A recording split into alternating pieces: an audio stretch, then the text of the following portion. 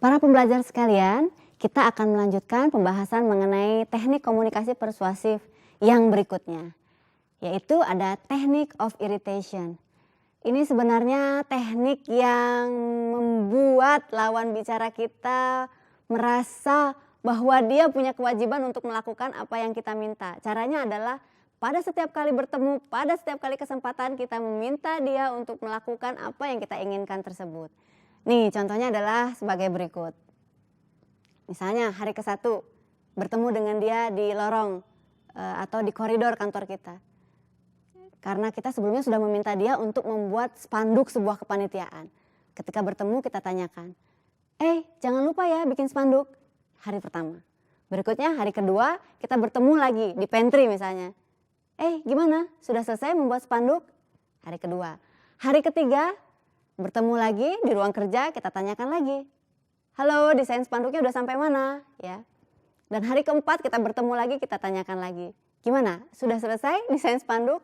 Jadi dari 5 hari batas atau deadline yang kita berikan kepada dia untuk menyelesaikan desain spanduk, hampir dapat dipastikan bahwa pada hari kelima desain spanduk sudah jadi. Nah, itu yang dimaksud dengan teknik of irritation. Baik, berikutnya kita masih punya beberapa teknik, yaitu ada getting partial commitment.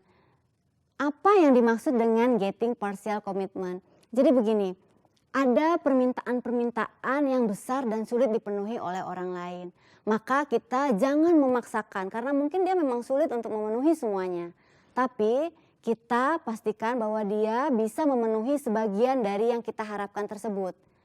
Sehingga apa yang kita minta tidak seluruhnya ditolak, tapi sebagian setidaknya sudah bisa dia penuhi. Contohnya adalah sebagai berikut. Misalnya ketika kita punya tugas tim yang harus dikumpulkan besok, kita bisa minta kepada teman kita, ayo kamu mau mengerjakan bagian yang mana? Ini ada 3 bagian, saya mengerjakan bagian pendahuluan, kamu mau yang mana? Isi atau penutup? Kita tidak bisa meminta dia, ayo kamu kerjakan dong ini laporan. Karena itu akan sangat sulit, tapi minta sebagian supaya jelas bagian yang mana yang bisa dikerjakan. Dan itu masuk akal untuk dia kerjakan. Oke, itu yang dimaksud dengan getting partial commitment. Nah, kita melangkah kepada teknik yang berikutnya, yaitu ask more so they settle for less.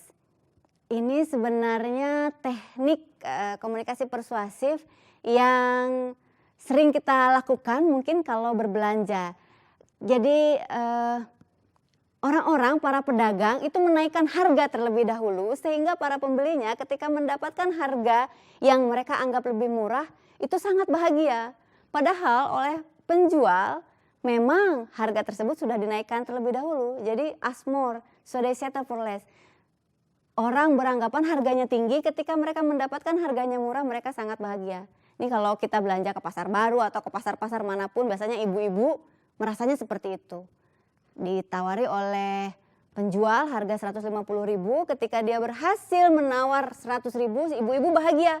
Padahal penjualnya memang dari awal sudah menargetkan bahwa ini barang harganya Rp100.000. Itu yang dimaksud dengan ask more so they settle for less.